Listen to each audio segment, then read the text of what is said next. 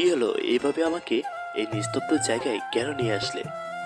তোর সাথে রোমান্স করার জন্য তোকে এইখানে নিয়ে আসলাম। সুইটে ঠোঁট দুটো দিয়ে আমার ঠোঁট চষতে লাগলো। আমি তো তার কাণ্ড দেখে অবাক। এই মেয়ে কি লজ্জাশন বলতে কিছুই নেই? আমি চালানোর চেষ্টা করেই যাচ্ছি। এই ছেলে, এদিকে আয়। জি আপু, আমাকে বলছেন? এখানে কি তুই ছাড়া আর কেউ আছে? আমি চারপাশে দেখে বললাম, আপু আছে তো। সুইটি বাইকের উপর থেকে নেমে বলল, ওই, তুই আমার সাথে ফাজলামো করিস? আমি কেন আপনার সাথে ফাজলামি করবো? তাছাড়া কলেজের মাঠে তো অনেক ছেলে মেয়েকেও দেখা যাচ্ছে। এইখানে এসে দাঁড়া। তারপর আমি তার বাইকের সামনে গিয়ে দাঁড়ালাম। ওই, তোকে কি আমি বাইকের সামনে দাঁড়াতে বলছি? আপনি তো বললেন এখানে এসে দাঁড়াতে। বাইকের পেছনে এসে দাঁড়া। শালা কোন ঝামেলায় বললাম নিজেও জানি না। তারপর পিছনে এসে দাঁড়ালাম। প্রায় কিছুক্ষণ পর, ওই, তুই কেন বুঝিস না? আমি তোকে অনেক ভালোবাসি, তাই তো তোকে অন্য কোনো মেয়ের সাথে দেখলে আমি সহ্য করতে পারি না। কেন বুঝিস না? তোমার মাথা কি ঠান্ডা হয়েছে? ঠান্ডা হলে আমি কিছু কথা বলতে চাই। চোখে পানি মুছতে মুছতে বলল, বলো। তুমি আমাকে অন্য মেয়ের সাথে হেসে হেসে কথা বলতে দেখলে তুমি সহ্য করতে পারো না, তেমনি আমিও তোমাকে এই ড্রেসে দেখলে আমি সহ্য করতে পারি না। তোমাকে কতবার বলেছি তুমি ছেলেদের পোশাক পরে আসবে না। বাইক থেকে নামতে নামতে বলল, সরি, আমার ভুল হয়ে গেছে। এ কানে ধরে বলছি, আমি আর এই পোশাক পরে আসবো না। আচ্ছা ঠিক আছে, যদি কোনো দিন ওই পোশাকে তোমাকে দেখি তাহলে বুঝবে আমি কি জিনিস। সুইটি আমার গালে আলতো করে হাত দিয়ে বলল, ওরে বাবারে, আমার বাবুটা দেখছি রাখতেও জানে। আর এই বাইক নিয়ে কোনো দিনও কলেজে আসবে না। বাসায় তো গাড়ি আছে, ওইটা নিয়ে আসো। যদি বাইক নিয়ে কোনো দিনও আসো তাহলে তোমার সাথে আর কোনো দিনও কথা বলবো না। সুইটি আমাকে জড়িয়ে ধরে বলল, আচ্ছা ঠিক আছে, আর কোনোদিনও বাইক নিয়ে আসবো না। এই কি করছো? কলেজের সবাই তো আমাদের দিকে তাকিয়ে আছে। তাকিয়ে থাকলে কি হয়েছে? আমি আমার বরকে জড়িয়ে ধরেছি। তুমি মনে হয় কাল থেকে খাবার খাওনি। চলো, রেস্টুরেন্টে গিয়ে খাবার খাবে। চলো। আচ্ছা চলো। তারপর আমি বাইক স্টার্ট দিলাম। সুইটি এসে আমার পিছনে উঠে আমাকে শক্ত করে জড়িয়ে ধরলো। কলেজের সবাই আমাদের দিকে তাকিয়ে আছে। চলেন আপনাদেরকে রেস্টুরেন্টে যেতে যেতে পরিচয়টা দিই। আমার নাম রাসেল মাহমুদ নিলয়, বাবা মায়ের বড় ছেলে। আমার একটা ভাই আছে, আর এতক্ষণ যার সাথে কথা হলো সেই রাগি টাইপের একটা মেয়ে, যেটা বলে সেটাই করে। তার নাম সুইটি, বাবা মায়ের একমাত্র মেয়ে। দেখতে মাশাআল্লাহ খুব সুন্দরী, ডানাকাটা পরীর মতো। আমার বাবা একজন চাকরিজীবী। বাবা ট্রান্সফার হয়েছে, এইখানে আসতে হয়। বাসা ঠিক করে একদিন বিকেলে আমি একা একা ঘুরতে বের হই। রাস্তা দিয়ে একা একা হাঁটতেছি, হালকা বাতাস বয়েছে। হাতে হাতে একটা দোকানের সামনে চলে আসলাম। দোকানটা পার হতে দেখতে পেলাম 4-5 জন মেয়ে গোল করে কথা বলতেছে। সবার গায়ে পুরুষের পোশাক। হঠাৎ তাদের গায়ে ফাঁক দিয়ে একটা মেয়েকে দেখে আমার চোখ আটকে যায়। মেয়েটা বেশ সুন্দর করে কথা বলতেছে। তার বেচা বেচা ঠোঁটগুলো একে অপরের সাথে ছোঁয়া লাগতেছে, তার খোলা চুলগুলো উঠতেছে। আমি তার দিকে এক নজরে তাকিয়ে আছি। হঠাৎ মেয়েটা আমার দিকে তাকিয়ে দেখলো আমি তার দিকে তাকিয়ে আছি। তখন মেয়েটাও আমার দিকে তাকিয়ে আছে। তখন হঠাৎ লক্ষ্য করলাম আমার দিকে তার বান্ধবীরা আসতেছে। আমি ভয় পেয়ে গেলাম, কিন্তু ওই মেয়েটা তার জায়গা থেকে 1 ইঞ্চিও নড়ে নাই, আমার দিকে টপ টপ করে তাকিয়ে আছে। তার বান্ধবীরা আমার কাছে এসে আমার সাথে কলার ধরে বলল, ওই ছেলে, আমাদের দিকে এমন করে তাকিয়েছিস কেন? আরে আপু কি করছেন? এইভাবে শার্টে কলার ধরে কেউ কথা বলে? কেউ বলে বা না বলে, আমার ওটা দেখার বিষয় না। এইভাবে আমাদের দিকে তাকিয়ে আছিস কেন? আমি কখন আপনাদের দিকে তাকিয়ে থাকলাম? ওই, একদম মিথ্যা কথা বলবি না। তাছাড়া তোকে তো কোনোদিনও এইখানে দেখি না। তুই কি আমাদের এলাকায় নতুন আসলি নাকি? জি আপু, আমি আজকে আসলাম। আচ্ছা ঠিক আছে, এদিকে কেন আসলি? না মানে বাসাটা নতুন আর এলাকাটাও নতুন, তাই ঘুরতে বের হয়েছি। তার সামনে একটা খুব সুন্দর সাদা বক দেখে আমার চোখ আটকে যায়। আর আপনারা মনে করছেন আমি আপনাদের দিকে তাকিয়ে আছি? ঠাটা মিছা কথা বললাম। আচ্ছা ঠিক আছে, আমরা হলাম এই এলাকার বড় বোন, আমাদের দেখলে সালাম দিবি। জি। হঠাৎ ওই মেয়েটা এসে বলল, ওই, তোকে কেন সালাম দিবে? তোরা বাইকটা নিয়ে চলে যা, আমি আসতেছি। আচ্ছা ঠিক আছে। সুইটি, কিন্তু তুই এখানে একা একা কি করবি? বৃষ্টি, তুই আমাকে নিয়ে চিন্তা করিস না, তুই এখন যা। আচ্ছা ঠিক আছে, বুঝতে পেরেছি তুই কেন এইখানে থাকতে চাস। একটা দিমু, এখন চলে যা। তারপর সুইটির দল চলে গেল। চলেন, তোমার সাথে হাঁটতে হাঁটতে পরিচিত হই। আচ্ছা চলেন। আমার নাম সুইটি, তোমার নাম কি? আমার নাম রাসেল। তো এখানে নতুন নাকি? তোমাকে তো আগে কখনো দেখি নাই। জি আপু, আজকে বাবা ট্রান্সফার হয়ে এই এলাকায় বদলি হয়েছি। এই, আমি তোমার কোন কালের আপু? আসলে বৃষ্টি আপু তো আপনাদের আপু আর সালাম দিতে বলেছে। এখন থেকে আমাকে আপু বলবে না, আমাকে আমার নাম ধরে ডাকবে। কিন্তু আপনি তো আমার বড়।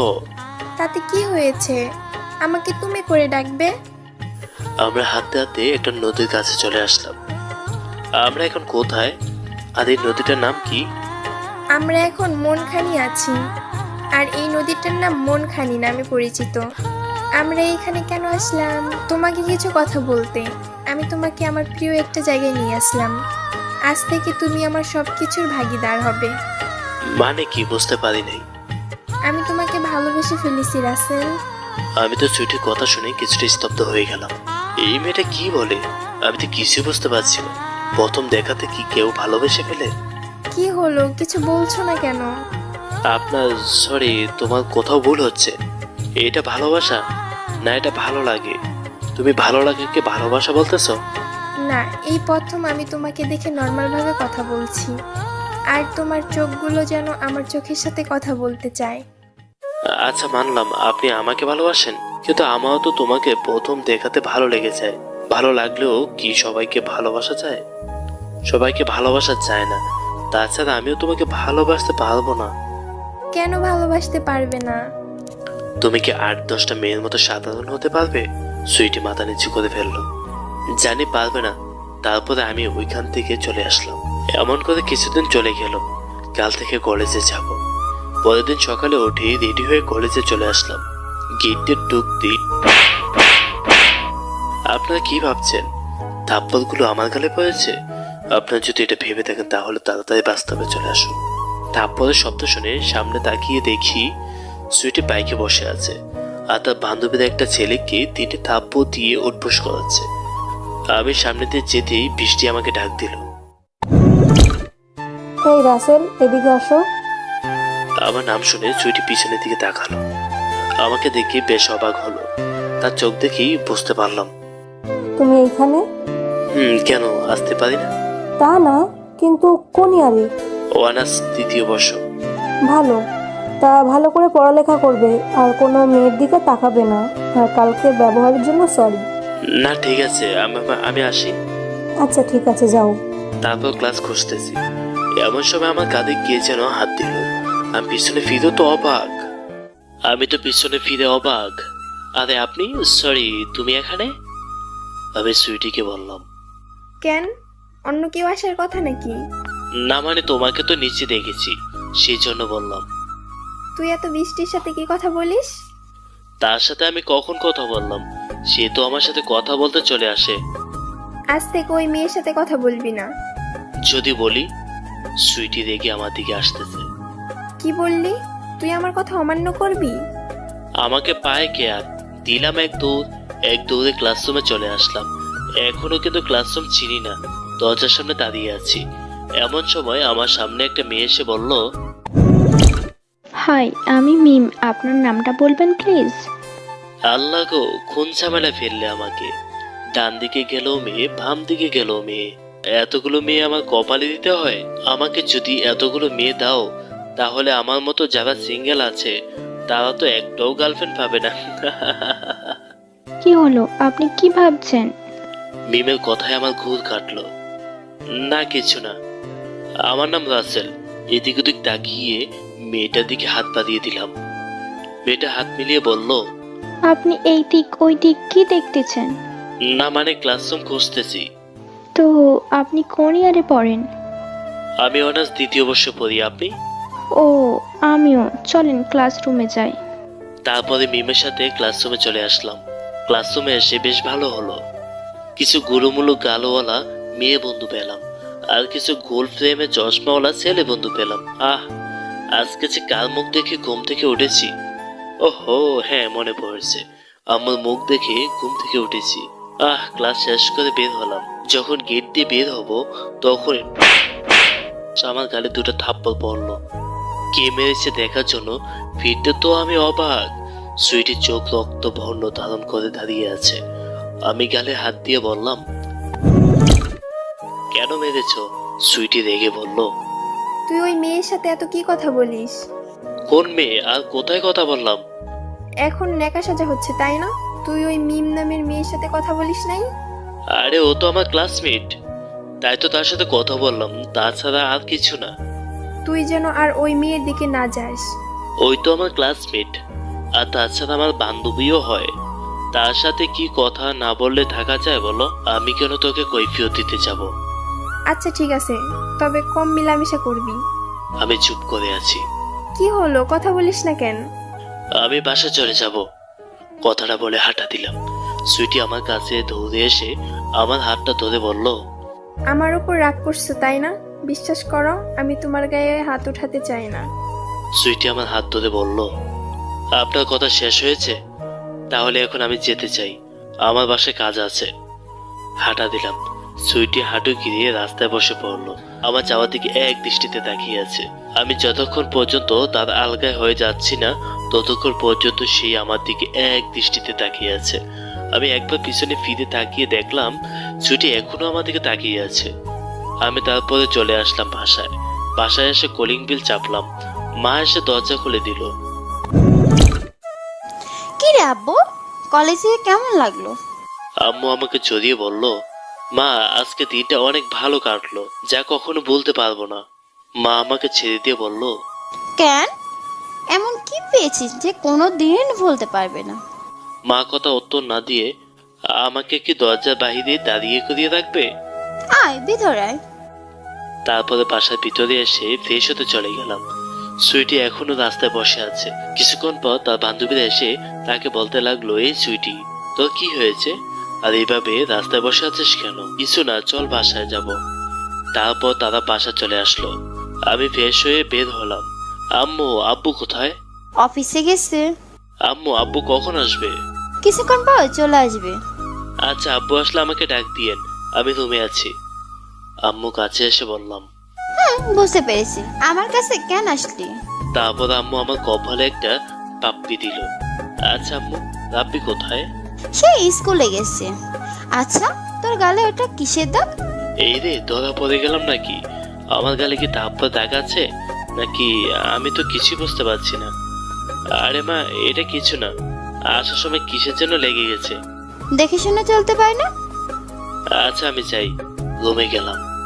তারপর রুমে এসে আয়নায় এসে দেখলাম গালে দাগ আছে কিনা। ও, এই জন্যই আম্মু বুঝতে পারে নাই আমার গালে একটু দাগ পড়েছে। সেই জন্য মা আমাকে সন্দেহ করেছে। কিছুক্ষণ পর আব্বু আসলো আর রাব্বি আসলো। রাব্বি হলো আমার ছোট ভাই। সবাই একসাথে বসে লাঞ্চ করলাম। পরের দিন আমি তো কলেজে এসে অবাক। সুইটির চোখ ফোলা ফোলা, মনে হয় সারা রাত ঘুমাইনি। তাতে আমার কি? তারপর তাদের সামনে দিয়ে না ঢুকে পিছনে রাস্তা দিয়ে চলে আসলাম। ক্লাসরুমে ঢুকে দেখলাম আমার বন্ধুরা সবাই বসে আছে। আমি তাদের মাঝে এসে বসে পড়লাম। ওই, এটা কি হলো? কি হলো মানে? তুই দেখতে পারলি না? কি হলো? নাকি তো চোখ কানা? ওই, একদম ফালতু কথা বলবি না। ওরে আমার গুলু গুলু বান্ধবী, তার গাল ধরে বললাম। ওই, কি করছিস? ক্লাসে ছাত্রছাত্রী আছে, দেখতে পাস না?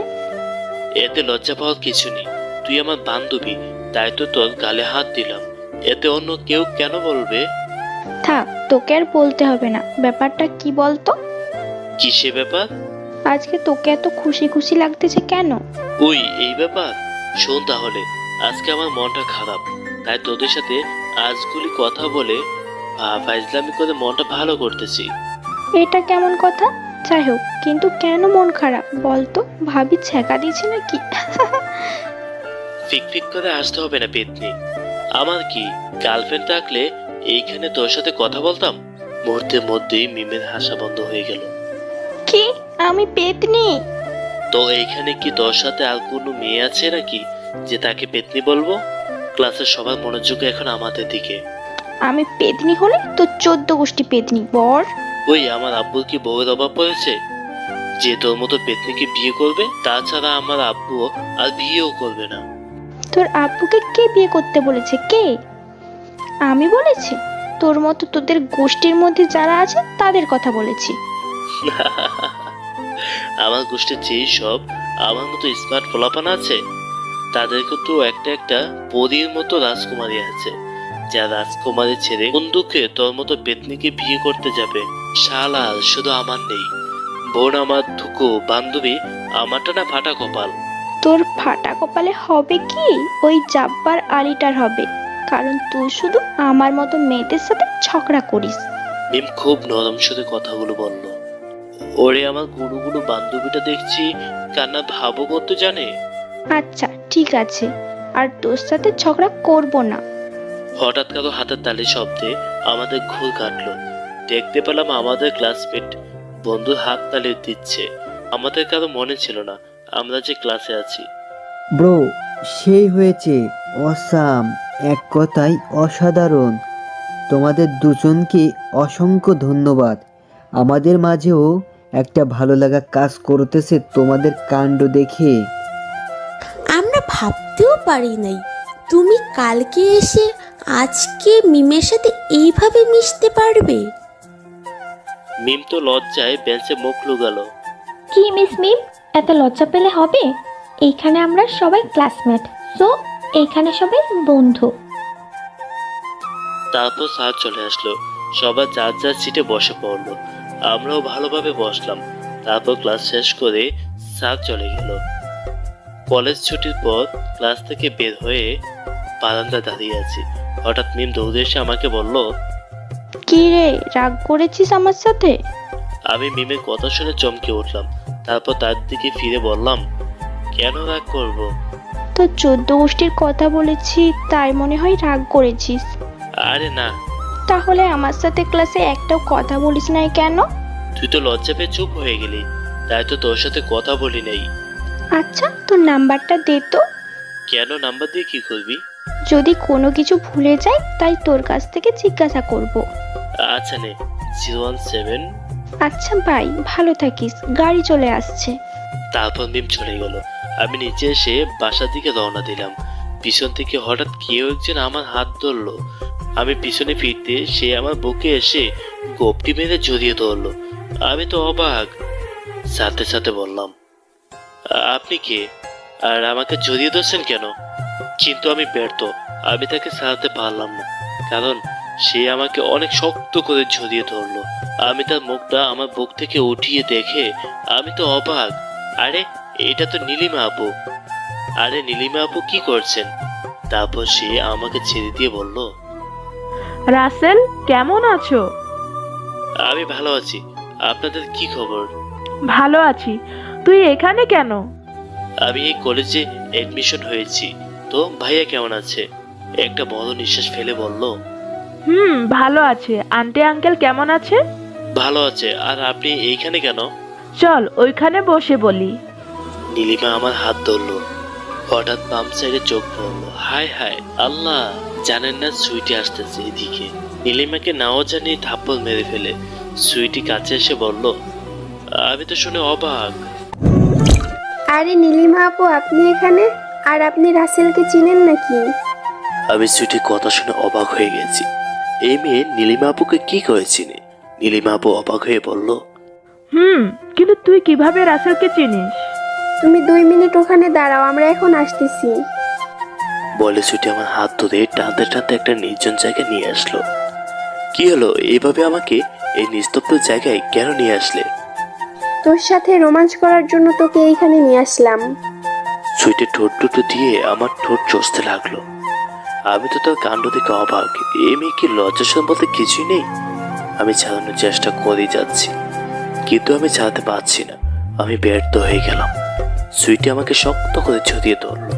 আমি ছাড়াতে না পেরে আমি তো তার কাজে রেসপন্স দিচ্ছিলাম। প্রায় কিছুক্ষণ পর সে আমাকে ছেড়ে দিল। সুইটি হাঁপাচ্ছে হাঁটুতে হাত দিয়ে আমার দিকে তাকিয়ে দুষ্টুমি হাসি দিল। আমি বুঝতে পারছি সে কেন দুষ্টুমাকে হাসি দিল, তাই আমি তাড়াতাড়ি হাঁটা দিলাম, কিন্তু আর হাঁটতে পারছিলাম না। পিছন থেকে সুইটি আমার শার্টের কালার ধরলো। শালার, এই মেয়ে আমাকে কি পেয়েছে? আমাকে তার দিকে ফিরিয়ে আবার ঠোঁটে ঠোঁট ডুবিয়ে দিল। বেশ ভালো লাগতেছে, কিন্তু সে আমার ঠোঁট চষতে চষতে লাল করে ফেলেছে। হায় আল্লাহ, আমার ঠোঁট কি খেয়ে ফেলবে নাকি এই মেয়ে? বেশ কিছুক্ষণ পর ছেড়ে দিল। আমরা দুজনে হাঁপাচ্ছি। হঠাৎ নীলিমা আপু এইদিকে আসতেছে দেখলাম। আমি তাড়াতাড়ি আমার ঠোঁট মুছে ফেললাম। যদি আমার ঠোঁটে সুইটির লিপস্টিক থেকে যায় তাহলে আমার মান জমানোর 12টা বেঁচে যাবে। আমি সুইটির কাছ থেকে একটু দূরে চলে আসলাম। নীলিমা আপু আমাদের কাছে এসে, ওই রাসেল, তোর ঠোঁট ফোলা কেন? আপুর কথা শুনে আমার বুক দুক করতেছে। হায় আল্লাহ, ধরা পড়ে গেলাম নাকি? আমি সুইটির দিকে তাকিয়ে দেখলাম সে হাসতেছে। আমার তার হাসি দেখে রাগ উঠলো। হঠাৎ আরে আপু, ঠোঁট কেন ফোলা হয় তা আপনি জানেন না? আমি তো সুইটির কথা শুনে অবাক হয়ে গেলাম। এই মেয়ে লজ্জা শরম নাই বলতে হবে। নীলিমা আপু সুইটির কথা শুনে আমার দিকে তাকিয়ে হাসতেছে। নীলিমা আপু হাসতে হাসতে বলল, ওইসব কবে থেকে চলতেছে? ওই আপু, তুমি যা ভাবছো না ওইসব কিছুই আমাদের মাঝে নেই। জানি চান্দু, ধরা পড়লে সবাই এই কথাই বলে। দেখ আপু, তুমিও বিশ্বাস করলে না আমাকে। কথাটা বলে চলে আসলাম। পিছন থেকে নীলিমা আপু ডাক দিয়ে বলল, এই রাসেল, কোথায় যাচ্ছিস? আমার সাথে তো কথা বলে যা। আমি তাদের কথায় কোনো রেসপন্স না দিয়ে হেঁটে চলে আসলাম। চলো আপু, ওই বেঞ্চে বসি।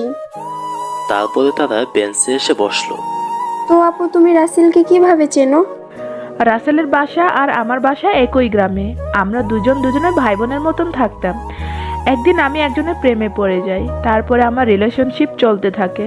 আমাদের রিলেশনের কথা পরিবারের সবাই জেনে যায়। ফলে আমার পরিবারে কেউ রকিকে মেনে নিতে চাচ্ছে না, আর আমাকেও বাসা থেকে বের হতে দেয় না। বাসায় আমার জন্য পাত্র দেখতেছে, আর আমি তো রবির সাথে কথা বলতে পারতেছি না। তারপরে হঠাৎ রাসেলের কথা মনে পড়লো, তাই থাকে বাসায় আসার খবর দেয়। সেও এসে যায়। আমি তাকে বললাম আমাদের পালানোর ব্যবস্থা করে নিতে। সেই আমার নানা রকম সলিউশন বলেছে না পালানোর জন্য। তখন আমি তার কোনো কথা গুরুত্ব দিই নাই। পরে যখন সেই দেখলো আমি তার কোনো কথা গুরুত্ব দিচ্ছি না, সে আমাদের পালানোর ব্যবস্থা করে দেয়। আজ তার কথা না মানার একটা ভুল সিদ্ধান্ত নেওয়ার কারণে আজ আমাকে এতটা কষ্ট পেতে হচ্ছে। আপু চলেন বাসায় যাই। তারপরে তারা বাসা চলে আসলো। আমি বাসায় এসে একটা ঘুম দিলাম। লাব্বিটাকে আমার ঘুম ভাঙলো। লাব্বি তখন বলল, ভাইয়া আমার চকলেট কোথায়? আমি তখন বললাম ড্রয়ারে রাখছি। তারপর বিছানা থেকে উঠে ফ্রেশ হয়ে আম্মুর কাছে এসে নাস্তা করলাম। রাতে চাঁদ দেখতে আমার খুব ভালো লাগে, তাই আমার কাছ থেকে কফি নিয়ে ছাদে চলে আসলাম। দোলনায় এসে বসলাম। জ্যোৎস্নার আলোতে গোটা শহরটা আলোকিত হয়ে আছে। আস্তে করে কফি মুখে চুমুক দিলাম। বেশ ভালো লাগতেছে। হঠাৎ দুপুরে কাহিনী মনে পড়ে গেল। এই মেয়ে কি কোনো লজ্জা শরম নেই? আমাকে চুমু দিয়েছে। আমার ঘুর কাটলো মোবাইলের রিংটোনে। মোবাইলটা হাতে নিয়ে দেখলাম অচেনা নাম্বার। প্রথমবার রিসিভ করলাম না, আবার দিল। এইবার রিসিভ করলাম। মেয়ে কণ্ঠ বলল, ওই তোর ফোন ধরতে এতক্ষণ লাগে? আরে আপনি কে? আর আমাকে এইভাবে ধমক দিচ্ছেন কেন? আমি তোর জম, এখন তোর বাসার সামনে আয়। আমি কেন আমার বাসার সামনে যাব? আর আপনি আমাকে কিভাবে চিনলেন? তুই আসবি নাকি আমি তোর বাসায় চলে আসবো? আমি ছাদ থেকে নেমে তাকিয়ে দেখলাম বাসার সামনে একটা দেখ। আপনার আজেরা কথা রাখুন। এই তুই আমার নাম্বার কোথায় পেলি? কি বললি? রাগিনী আমার কাছে এসে শার্টের কলা ধরে বলল, আমাকে তুই করে ডাক দিচ্ছিস কেন? ল্যাম্পপোস্টের আলোতে তার মুখটা উজ্জ্বল দেখা যাচ্ছে, কিন্তু পরক্ষণে আমার মুগ্ধ মনটা খারাপ হয়ে গেল। তার নয়ন দুটো দেখে তার চোখ দুটো রক্তবর্ণ ধারণ করেছে। ল্যাম্পপোস্টের আলোতে বেশ ভালোভাবে দেখতে পাচ্ছি। আর তুই আমাকে আপনি বলে ডাকবি? এই না না, আজ জীবনেও আপনি বলবো না। এই তো গুড বয়। শোন, আজ থেকে কোনো মেয়ের সাথে কথা বলবি না, আর বেশি স্মার্ট হওয়ার চেষ্টা করবি না। তোকে এইরকম ভাবে আমার সাথে সারা জীবন আগলে রাখতে চাই। কে কি বললো তাতে মাথা ঘামাইবে না। সবসময় ভালো মানসিকতা নিয়ে চলাফেরা করবে। ওভার স্মার্ট রুল আমার ভালো লাগে না। সারা জীবন এইরকম দেখতে চাই। যে স্মার্ট করতে আমার মন চায়, তাহলে আমি তোকে গুছিয়ে দিব সবকিছু। জি বুঝছি। তুমি যে এইভাবে থাকো, আমার মনে হয় না তোমাকে আমার পরিবার মেনে নেবে। সো তোমাকে বাঙালি মেয়েদের মতো 8-10টা মেয়ের মতো শাড়ি পরতে হবে। আমি পরিবারকে বুঝিয়ে সুঝিয়ে বলবো। আমার গালে আলতো করে হাত দিয়ে বলল, ওরে আমার পিচ্চি বাবু, আমার প্রতি দেখছি তোমারও ভালোবাসা আছে। আচ্ছা ঠিক আছে, কাল থেকে ভালো হয়ে যাব। এখন আমাকে একটা পাপ্পি দিয়ে বাসার ভেতর চলে যাও। এখন কোনো কিছু দেওয়া যাবে না। তাহলে আমি এইখানে সারা রাত দাঁড়িয়ে থাকবো। যে রাগে না জানে সারা রাত আবার দাঁড়িয়ে থাকতেও পারে। তুমিও না একটা পাগলি। আমি শুধু তোমার পাগলি। তারপরে সুইটির কপালে একটা পাপ্পি দিলাম। হঠাৎ সে চোখ বন্ধ করে ফেললো। আমি তার দিকে তাকিয়ে দেখলাম সে আমার দিকে বিস্মিতভাবে তাকিয়ে আছে। হয়তোবা সে কপালে চুমুরে খেতে চায় নাই, সে হয়তো ঠোঁটে খেতে চেয়েছে, এই এমন ভাবে তাকিয়ে আছে। কি হলো, এভাবে তাকিয়ে আছো কেন? না কিছু না। আচ্ছা বাসার ভেতর চলে যাও, আবার ঠান্ডা লাগতে পারে, আবহাওয়া ভালো লাগছে না। এই মেয়ের মাথা কি পাগল হয়ে গেছে নাকি? এখন চাঁদটা কিভাবে চারপাশে জ্যোৎস্নার আলো ছড়াচ্ছে, আর সে বলতেছে আবহাওয়া নাকি ভালো না। আচ্ছা ঠিক আছে, তুমি ভালোভাবে চলে যাও। আমি পিছনে হাঁটা দিলাম। একটু দূরে এসে সুইটি ডাকলো। রাসেল। বলো। না থাক। আচ্ছা ঠিক আছে। আমি আমার রুমে এসে ব্যালকনিতে এসে দেখলাম সুইটি এখনো দাঁড়িয়ে আছে। আমি ফোন করলাম, সে ফোনও রিসিভ করলো। হ্যালো। কে বলছেন? মনে হয় সুইটি দেখে নাই। তুমি কি আমাকে চিনতে পারছো না? তারপর সুইটি তার মোবাইল নিয়ে নাম্বার দেখে তো সে অবাক। সরি বাবু, তোমার দিকে তাকিয়ে মোবাইল রিসিভ করছি তো তাই চিনতে পারি নাই। কি তার মানে তুমি আমার কণ্ঠ বুঝতে পারো নাই? সরি তো, আর হবে না। আচ্ছা ঠিক আছে, তুমি এখন বাসা চলে যাও। আর একটু থাকি না। দাঁড়াও, আমি আসতেছি। ফোনটা কেটে দিয়ে নিচে চলে আসলাম।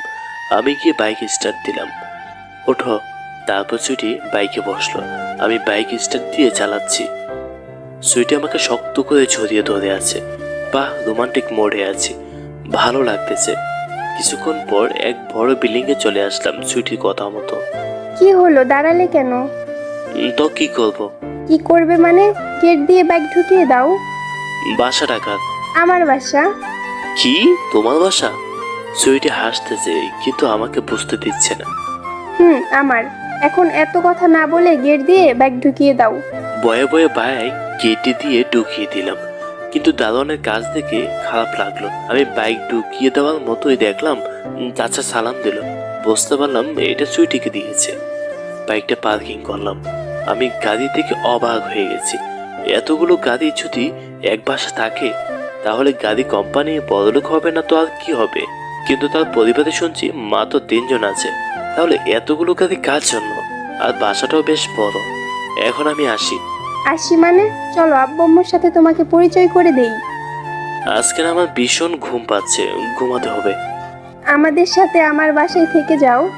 আম্মু আব্বু সকালে আমাকে না পেলে খেয়ে ফেলবে। এখন আমি আসি। আচ্ছা ঠিক আছে। তারপর পিছনে ফিরে হাঁটা দিলাম। হঠাৎ সুইটি আমার হাত ধরে ফেললো। আমার পাওয়াটা দিয়ে দাও। পাগলি, প্রথম দিনে এত ভালোবাসতে নেই, তাহলে নাকি ভালোবাসা পূর্ণতা পায় না। না, আমার একটা পাপ্পি দাও, রাতে ভালো ঘুম হবে।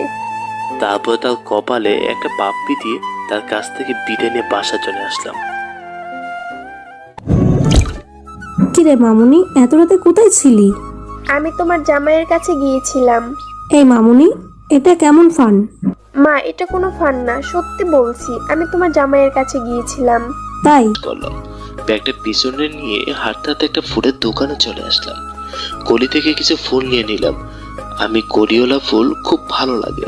এক গুচ্ছ ফুল হাতে নিয়ে হাঁটতেছি কলেজের দিকে। মনটা আজকে অনেক ভালো লাগতেছে।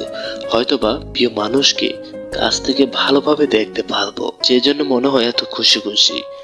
কিন্তু এই খুশি বেশিক্ষণ স্থায়ী ছিল না, পরক্ষণে মাটির সাথে মিশে গেল। নিজের চোখে একটা দৃশ্য দেখে ছুটে রাস্তার মধ্যে একটা ছেলেকে হটিস্টিক দিয়ে মারতেছে। আমি এই দৃশ্য দেখে অবাক হলাম। এই মেয়ে কালকে রাতে আমাকে কথা দিয়েছে আর কখনো কারোর সাথে মারামারি করবে না, কিন্তু সে আমার কথা কোনো মূল্য দিল না। তার মানে আমি ভুল মানুষের সাথে জড়াতে চেয়েছিলাম। আমার হাত থেকে ফুলগুলো মাটিতে পড়ে গেল। ওই ছেলেটাকে বেশ মারাত্মক ভাবে আঘাত করছে। হঠাৎ সুইটি আমাকে দেখে অবাক হয়ে যায়। সে ভালো করে দেখলো আমার পায়ের কাছে ফুলগুচ্ছ পড়ে আছে। সে আমার দেখে দৌড়ে আসতেছে। আমি একটা রিক্সা নিয়ে চলে আসলাম। সুইটি পিছন থেকে অনেকবার ডাক দিল। আমি না শোনার ভান করে চলে আসলাম। বাসায় এসে মা আমাকে বলল, কি আব্বু, কলেজ থেকে চলে আসলিস কেন? ভালো লাগতেছে না মা। তারপরে রুমে চলে আসলাম। রুমে এসে শুয়ে পড়লাম, মোবাইলটাও বন্ধ করে ফেলেছি। এইদিকে সুইটি বারবার ট্রাই করতেছে, কিন্তু ফোন বন্ধ বলতেছে। আমি সুইটির কথা ভাবতে ভাবতে ঘুমিয়ে পড়লাম। মাগরিবের পর ঘুম থেকে উঠে ফ্রেশ হয়ে 1 কাপ কফি নিয়ে সাথে চলে আসলাম। রাতে সাথে বসে বসে কফি খেতে খুব ভালো লাগে, আপনারাও ট্রাই করতে পারেন। কিন্তু চাঁদের আলো থাকতে হবে, তাহলে মজাটা ভালোভাবে উপভোগ করতে পারবেন। সাথে এক প্রান্তে গিয়ে দেখলাম একটা মেয়ে বাসার সামনে দাঁড়িয়ে আছে। আমি ল্যাম্পপোস্টের আলোতে বেশ বুঝতে পেরেছি এটা কি সুইটি বাইরে দাঁড়িয়ে আছে। প্রায় 4 ঘন্টা পর সে তার বাসা চলে গেছে। পরের দিন আর কলেজে যাই নাই, মাকে অজুহাত দেখিয়ে। এইদিকে সুইটি আমাকে খুঁজতে খুঁজতে পাগল হয়ে গেছে। তার এই অবস্থা দেখে বৃষ্টি বলল, কি রে, এমন করে কাকে খুঁজছিস? রাসেল আসছে। জানি না তো। তাহলে খুঁজে দেখো। তারপরে তারা সবাই খুঁজতে খুঁজতে পাগল হয়ে গেল। এমন করে 1 সপ্তাহ কলেজে যায় নাই। প্রতিদিন রাতে ছুটি আমার বাসার সামনে এসে দাঁড়িয়ে থাকতো। আজকে সকালে কলেজে চলে আসলাম। কলেজে এসে দেখলাম ছুটি এখনো আসে নাই। সোজা ক্যাম্পাসে চলে আসলাম। ক্যাম্পাসে এসে দেখলাম মিম এখানে একা একা বসে আছে, মন মরা হয়ে। আমাকে দেখা মাত্রই উঠে দাঁড়ালো। কিরে, এতদিন আসিস নাই কেন? খালুর বাসায় গিয়েছিলাম, তাই আসতে পারি নাই। মিথ্যে কথা বললাম। তো তুই আমাকে ভুল নাম্বার দিলি কেন? আমি কখন তোকে আবার ভুল নাম্বার দিলাম? মোবাইলটা আমার হাতে দিয়ে বলল, দেখ, কল দিবে বলে ভুল নাম্বার। আমি নাম্বারটা দেখে বললাম, ভুল তো তুই করেছিস, 7 জায়গায় 6 উঠালি।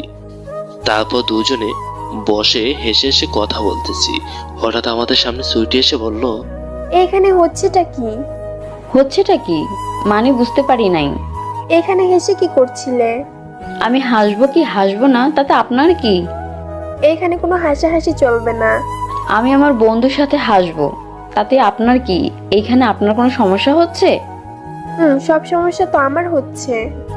আপু, হয়েছেটা কি একটু খুলে বলবেন? আমার একটু রাসেলকে লাগবে, তাই আমি রাসেলকে নিয়ে যেতে চাই। আচ্ছা ঠিক আছে। তারপর ঘটনা তো আপনারা জানেন। এখন বাস্তবে ফিরে আসি।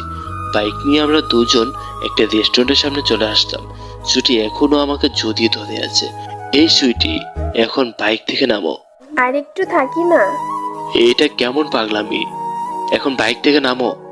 তারপর দুজনে রেস্টুরেন্টের ভিতরে চলে আসলাম। কি খাবে? তারপর সুইটি নেমে খাবার অর্ডার দিল। আমাকে কষ্ট দিতে তোমার ভালো লাগে, তাই না? আমি চুপ করে বসে থাকলাম। মানবতার খাতিরে 1 পিস টিস্যু দিলাম। খাবার চলে আসলো। সুইটি কোনো কিছু না বলে ছোট্ট বাচ্চাদের মতো চোখ টলতে টলতে ফুফিয়ে ফুফিয়ে কান্না করতেছে। তাকে দেখে আমার খুব খারাপ লাগতেছে, আমার হাসিও পাইতেছে ছোট্ট বাচ্চাদের মতো কান্না করতে দেখে। কি হলো, এইখানে কান্না করবে নাকি? চলে যাব? সুইটি তার বাম হাত দিয়ে চোখের কোণায় পানি নিয়ে গেল। তারপর আমি অনেকটা টিস্যু দিলাম। দুজনে বসে খাবার খেলাম। খাবার শেষে যখন আমি বিল দেব, তখন সুইটি দিয়ে দিল। তুমি কেন টাকা দিলে? তো আমি দেব না তো কে দিবে? কেন, আমি আছি তো। থাক, তোমার প্রচুর টাকা আছে, আর দিতে হবে না। বুঝতে পেরেছি, তোমার টাকা আছে সেই জন্য এই কথা বললে। সুইটি আমার সামনে এসে আলতো করে আমার মুখে হাত দিয়ে বলল, ওরে বাবারে, আমি মোটেও তোমাকে ইগনোর করে বলি নাই। সব বুঝি, এখন চলো। তারপর আমরা দুজন বাইকে উঠে পড়লাম। তো তোমাকে বাসায় দিয়ে আসি। আমি তোমাকে এই পোশাক নিয়ে ঘোরাবো? কখনো না। আমি আবার কি করেছি? আমি এই পোশাক নিয়ে তোমাকে ঘোরাতে পারবো না। একটা শর্তে ঘোরাতে পারি, যদি তুমি শর্তে অনুযায়ী কাজ করো। আমি তোমার সব শর্তেই রাজি, বলো তোমার শর্ত কি? তোমাকে এখন আমি বাসায় দিয়ে আসবো। বিকেলে তুমি শাড়ি পরে রেডি হয়ে থাকবে, আমি গিয়ে তোমাকে নিয়ে আসবো। এখন যেহেতু অনেক গরম, এখন ঘুরলে তুমি অসুস্থ হয়ে পড়বে। কি হয়েছে? বোঝার জন্য ফিরতে আর একটা পাপ্পি দিয়ে দিল। আমি পুরো অবাক। তুমি অনেক ভালো। তারপর তাকে তাদের বাসায় নিয়ে আসলাম। এই নাও বাইক, আর আজ থেকে এই পোশাক যেন তোমাকে আর না দেখি। আর মারামারি মারামারি তো দূরের কথা, যদি কোনো মারামারি আশেপাশে দেখি তাহলে বুঝতে পারবে সেই দিন। আচ্ছা ঠিক আছে, আর কোনোদিন এই পোশাক পরবো না, আর মারামারিও করব না। এখন চলো আম্মুর সাথে পরিচয় করে দিই। না আজকে না, তোমাকে গোসল করতে হবে। জি না, গোসল আমার রুমেই করতে পারবে। এখন চলো, এত কথা না বললে। সুইটি আমার হাত ধরে আমাকে গেট দিয়ে নিয়ে যাচ্ছে। সুইটি দারোয়ানকে বলল, চাচা বাইকটা নিয়ে এসিও। বাসায় ঢুকে দেখলাম বিশাল বড় বাড়ি, অনেকগুলো কর্মকর্তা। সুইটি দূরে গিয়ে একটা বয়স্ক মহিলাকে গিয়ে জড়িয়ে ধরলো। বুঝতে পারলাম এটা সুইটির আম্মু। তারপর কিসে যেন কথা বলতেছে। আমি কাছে গিয়ে সালাম দিলাম। কেমন আছেন আন্টি? সালামের উত্তর দিয়ে বলল, ভালো আছি বাবা, তুমি কেমন আছো? জি ভালো আছি আন্টি। আচ্ছা, তোমরা দুজন বসে গল্প করো, আমি আসতেছি। তারপর আন্টি চলে গেছে। আমি সুইটিকে বললাম, এই কাপড় চেঞ্জ করে আসো। চলো আমার সাথে। সুইটি আমাকে তার রুমে নিয়ে চলে গেল। আমি রুমে ঢুকে অবাক। আমি তো বাসায় ঢুকে পুরো অবাক, হা করে তাকিয়ে আছি। এত সুন্দর কারো রুম হয়? তার যে গোছানো জিনিসপত্রগুলো রুমে আরো সৌন্দর্য তুলে ধরেছে। নানা রকম পুতুল। এত বড় মেয়েও কি পুতুল লাগে? আর এরকম গুন্ডি একটা মেয়ে, গল কিন্তু বেশ গোছানো আছে। মনে হয় মেয়েটার মন নিখুঁত। কি হলো, এমন হাঁ করে তাকিয়ে আছো কেন? তোমার রুম দেখতেছিলাম। হয়েছে, রুম দেখার সময় আরো অনেক আছে। এখন গোসল করে আসো। আমি কাপড় কোথায় পাবো? তুমি বাথরুমে ঢুকে গোসল করো, আমি তোমার জন্য কাপড় নিয়ে আসবো। কি আর করা, বাথরুমে ঢুকে গোসল করতেছি। গোসল শেষে সুইটিকে ডাক দিলাম। আমি ডাক দিয়েছি ঠিক, কিন্তু সুইটি কোনো সারা শব্দ নেই। আরো কয়েকবার ডাক দিলাম, কিন্তু সে আসতেছে না। কি আর করা, ভিজা প্যান্ট আর গেঞ্জি নিয়ে বসে থাকলাম। 10 মিনিট পর সুইটি আসলো। দরজা খোলো। আমি দরজা খুলে দিয়ে শার্ট প্যান্ট গুলো নিলাম। তারপর চেঞ্জ করে বের হলাম। প্যান্ট এবং শার্ট আমার গায়ের সাথে একদম পারফেক্ট হয়েছে। কিন্তু সুইটি আমার গায়ের সাইজ কিভাবে পেল? এইগুলো পরে জানা যাবে। আমার ভীষণ ঘুম পেয়েছে, বাসায় গিয়ে ঘুমাতে হবে। বাথরুম থেকে বের হয়ে দেখলাম সুইটি তার বেডে বসে আছে। তো মহারাজ, এখন প্ল্যান কি? আমি তো তার কথা শুনে অবাক। প্ল্যান মানে বুঝি নেই। তুমি না একটা গাধা, এখন কি করবে? তুমি কি গোসল করছো? এখন গোসল করে আসো। কিন্তু তুমি তো একা হয়ে যাবে। ওটা তোমাকে চিন্তা করতে হবে না, তুমি গোসল করে আসো। সুইটি আমার হাত ধরে আমাকে টান দিয়ে বেডে ফেলে দিল। সুইটি এসে আমার উপর বসে পড়লো। এই সুইটি কি করছো? রুমে আন্টি চলে আসবে তো? চুপ, একদম চুপ। এই রোম্যান্সের টাইমে কোনো কথা না, শুধু রোম্যান্স চলবে। মানে কি? মানেটা হলো এরপর কি হবে দেখো। সুইটি আমার মুখের দিকে একটু একটু ঝুলে পড়তেছে। একদম আমার মুখের কাছে মুখ আনলো সুইটি। আমি সুইটি নিঃশ্বাস প্রশ্বাস অনুভব করতে পারছি। তার গোলাপি ঠোঁট জোড়া দুটো কাঁপতেছে। আমি তো নিজেকে আর ধরে রাখতে পারতেছি না। আমার ঠোঁট দুটো সুইটির গোলাপি ঠোঁটের দিকে আকর্ষণ করতেছে। তবুও নিজেকে অনেক কষ্টে আটকে রাখলাম। কি হলো, এভাবে তাকিয়ে আছো কেন? নজর পড়বে তো। আমি কোনো কথা না বলে তার কপালে একটা পাপ্পি দিয়ে তাকে আমার উপর থেকে নামিয়ে দিলাম। সেই সাথে সাথে চোখ দুটো বন্ধ করে ফেললো। এখনো চোখ বন্ধ করে আছে। আমি তাকে কোলে করে বাথরুমের দিকে নিয়ে যাচ্ছি। এই কি করছো? পড়ে যাবো তো। আমার উপর বিশ্বাস আছে? তোমাকে তো আমি নিজের থেকেও বেশি বিশ্বাস করি। আর শোনো, আমার কাপড়গুলো কে এনে দিবে? আমি আন্টিকে বলতেছি আন্টি এনে দেবে। আমি বাথরুমে ঢুকিয়ে দিয়ে চলে আসলাম। আন্টি, আপনাকে সুইটির কাপড়গুলো দেওয়ার জন্য ডাকতেছি। আচ্ছা ঠিক আছে বাবা, আমি যাচ্ছি। তুমি বসো, আমি এসে তোমাকে নাস্তা দিচ্ছি। আন্টি চলে গেল। হওয়ার কারণটা কি রে মামুনি? সুইটি আমার দিকে তাকিয়ে একটা রাজ্যজয় হাসি দিল। আমিও বুঝতে পারলাম সুইটি কেন হাসলো। সুইটি আমার দিকে তাকিয়ে বলল, সবকিছু তোমার জামাইয়ের কারণে হয়েছে। এই মেয়ে বলে কি? আমি আবার কখন এই করে জামাই হলাম? এই মেয়ে দেখি কোনো লজ্জা শরম বলতে কিছু নেই। দাঁড়া, আমি তোর আব্বুকে আসতে বলি। আন্টি কথা বলে রুমে চলে গেল। এই, এটা কি হলো? কি হয়েছে? আমি তোমার জামাই কখন হলাম? ও নাই, তবে আজকে হয়ে যাবে। দরকার নেই, আমার এখন বিয়ে করার কোনো মোড নেই। কিছুক্ষণ পর আন্টি বের হয়ে আসলো। তোর আব্বু এখন চলে আসবে। চলো সবাই বসে নাস্তা করে নাও। তারপর সবাই বসে নাস্তা করলাম। কিছুক্ষণ পরে দরজা দিয়ে কেউ আসতে দেখে আমিও অবাক হয়ে গেছি। এইটা আমি কি দেখতেছি? আব্বু আম্মু কেন এখানে? সাথে সুইটি আব্বু আছে। আম্মু আমার কাছে এসে বলল, আব্বু তোর কিছু হয় নাই তো? আম্মু আমি ঠিক আছি। তো আব্বু এইখানে কি করতেছো? এই তো সুইটির সাথে আসলাম। আম্মু তো আমার কথা শুনে অবাক হয়ে গেছে। সুইটি রাসেলকে তোর রুমে নিয়ে যা। তারপরে আমি আর সুইটি রুমে চলে আসলাম। ওই যে আমার বাবু, আমাকে একটা কিস দাও না। জীবনও না। কি, তুমি আমাকে কিস দিবে না? বেডে শুয়ে বললাম, না দেব না। হায় হায়, তুমি যদি আমাকে কি না, তাহলে এখন আমি চিৎকার দিয়ে বলবো তুমি আমার গায়ে হাত উঠিয়েছো। আমি তো সুইটির কথা শুনে অবাক। তুমি এই কথা বলতে পারবে? কেন পারবো না? তুমি আমাকে কিস না দিলে আমি কেন এই কথা বলতে পারবো না? আচ্ছা ঠিক আছে, দিচ্ছি। তারপর সুইটির কপালে একটা পাপ্পি দিলাম। সুইটি তো আমার দিকে ড্যাব ড্যাব করে তাকিয়ে আছে। আমি তো তোমাকে কপালে দিতে। তো কোথায় দেব? কোথায় দিবে মানে? আমার ঠোঁটে দিবে। আমি পারবো না। আর কিছু বলতে না দিয়ে তার ঠোঁটের সাথে আমার ঠোঁট ডুবিয়ে দিলাম। কিছুক্ষণ পরে ছেড়ে দিলাম। দুজনে হাঁপাচ্ছি। আরেকটা দাও না। না, এখন আর না। কিছুক্ষণ পরে সবাই আমাদের রুমে আসলো, কিন্তু কারো মুখে হাসি নেই। বুঝতে পারলাম বিয়েটা হবে না। আব্বু কি হয়েছে? মামুনি, আমি তোকে ওই ছেলের সাথে তোর বিয়ে দিতে পারবো না। সুইটি আমাকে জড়িয়ে ধরে বলল, কি? না আব্বু, আমি রাশেদকে বিয়ে করব। রাসেল চল। আমাকে যদি রাশেদের সাথে বিয়ে না দাও, তাহলে আমি আর এই পৃথিবীতে থেকে কি লাভ? সুইটি একটা ফল কাটা চাকু নিয়ে হাতে পোঁছ দিল। আমি তো তা দেখে অবাক হয়ে গেছি। এ মেয়ে আমাকে এতটা ভালোবাসে। আমি দৌড়ে গিয়ে তার হাত থেকে চাকুটা নিয়ে ফেলে দিলাম।